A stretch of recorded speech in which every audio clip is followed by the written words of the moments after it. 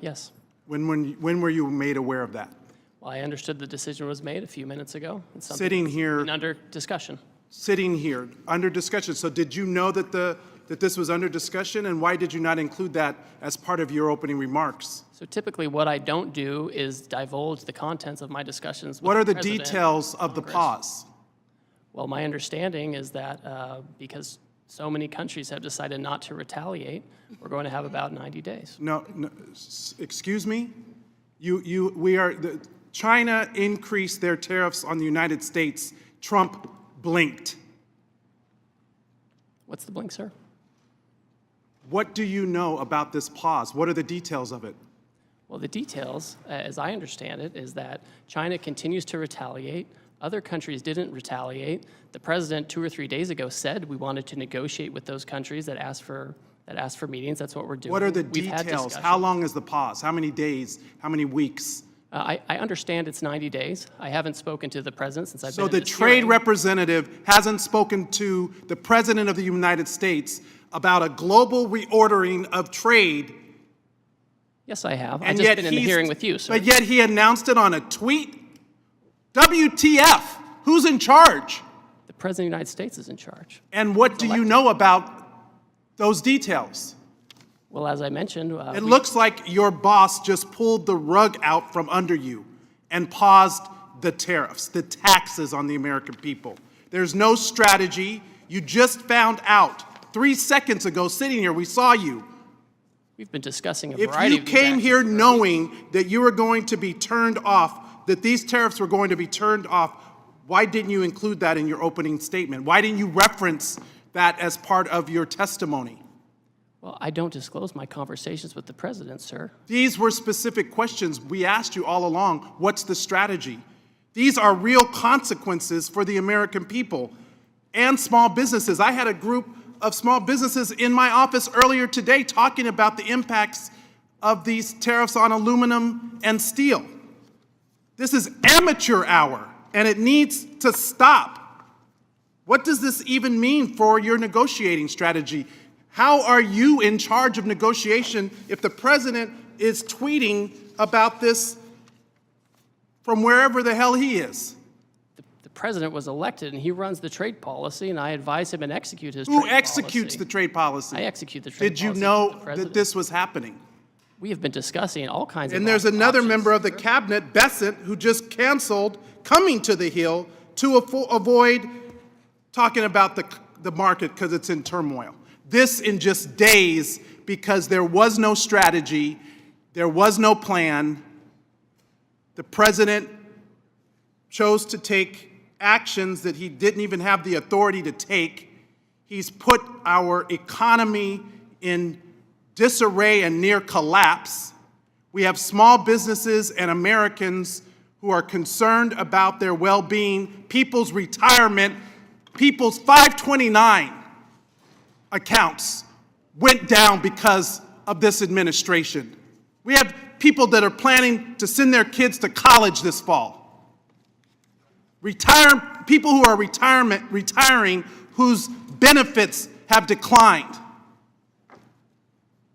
Is this market manipulation? No. Why not? If it was a plan, if it was always the plan, how is this not market manipulation?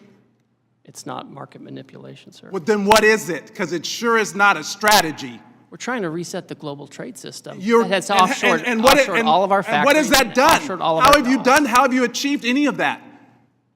But to enact enormous harm on the American people, which was our concern from the very beginning. Tariffs are a tool. It can be used in the appropriate way to protect U.S. jobs and small businesses. But that's not what this does. So if it's not market manipulation, what is it? Who's benefiting? What billionaire just got richer? And all the while, there are not even any Republicans left in this hearing. They all left because they don't even want to defend this. But meanwhile, the speaker is rushing to the floor to pass a budget reconciliation to screw America by passing the biggest tax cut in history on the backs of the American people. WTF? Who's in charge? Because it sure doesn't look like it's the trade representative. You just got the rug pulled out from under you. I wish I could feel some empathy, but the empathy I have is for the American people, whose very well-being and livelihoods are being affected. This is not a game. So, ladies and gentlemen, welcome back to our channel. So, something interesting is happening in the United States. First of all, first things first, it's true when we say that small businesses are the backbone of each and every economy. And even the United States are not exemption. They're not exempted. And you can say that the America First trade agenda that was brought by Trump had particular intention to make America great again by increasing tariffs from imports. That was intended to improve the local businesses. But then something in contrary is happening because small businesses are dying. Because if you look at it in this perspective, it's true that most businesses in the United States import their raw materials either from China or from Canada or from these other countries. So because this administration imposed almost 245% tariffs on these imported goods, then the business owners are really crying. But then something interesting is happening because if you look at the recent report from the White House, which indicated that economy has started to do well, countries are coming to make agreements with the United States. But then if you look at it on the ground, it seems things are not like that. So that's why today we want to look at how these tariffs have really impacted small business in the United States. And we look at some of the business owners, what they have to say. We will also recap on that report from the White House. And then essentially later we look at what the representatives have to say about this. Because people are furious, people are fuming, the representatives people are on their necks. So that's why today first things first, let us look at what business owners have to say about this.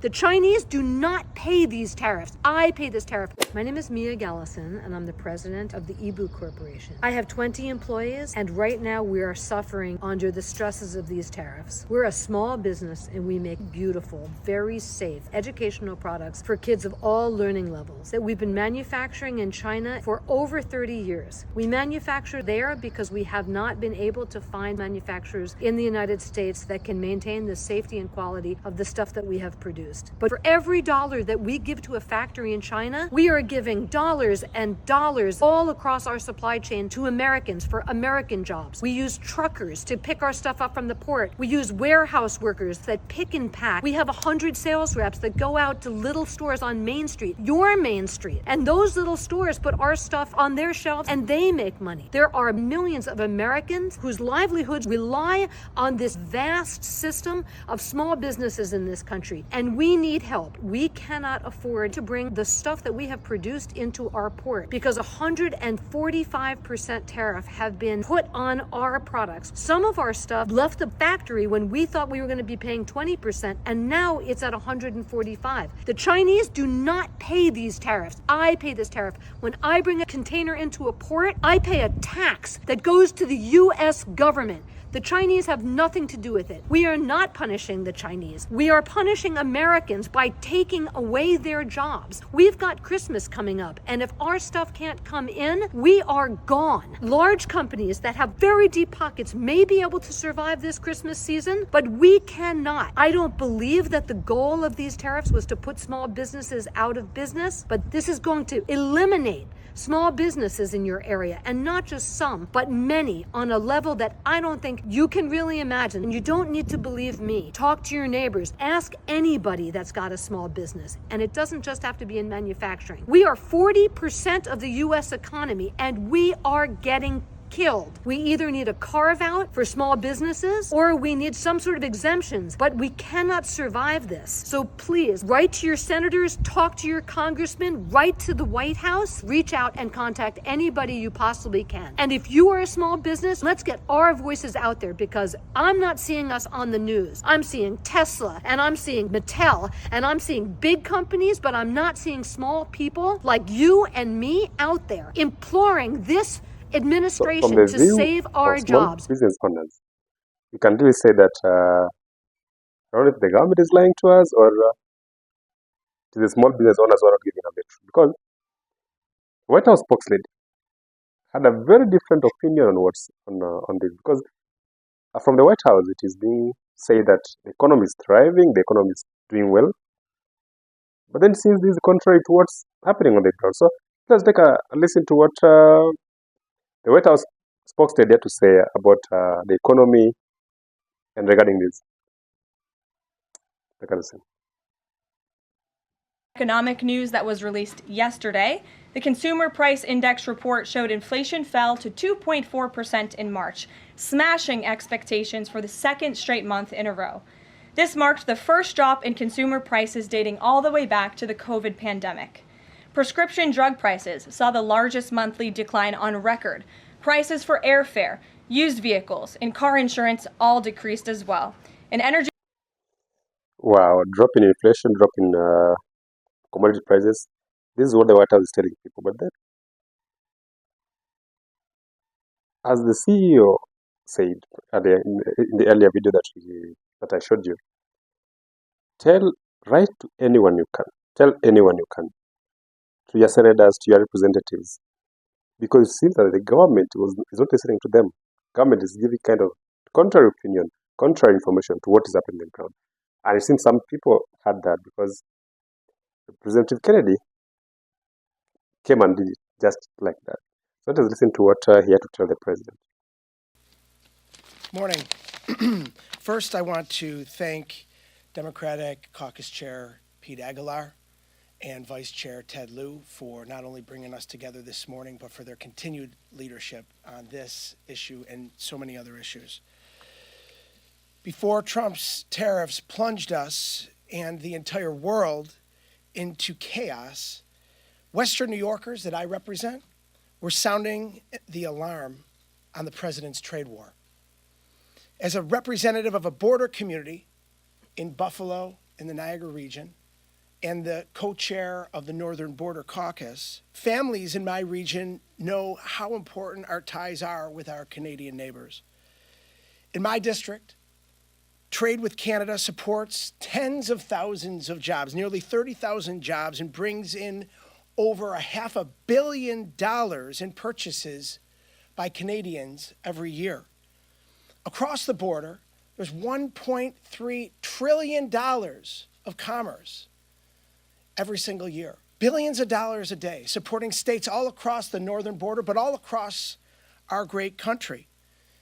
Again, in Western New York, Canadians pour over the border, whether it's going to a Bills game or a Sabres game or shopping or using our restaurants, sleeping in our hotels. Over 40% of the 5 million enplanements out of the Buffalo Niagara International Airport are Canadian citizens.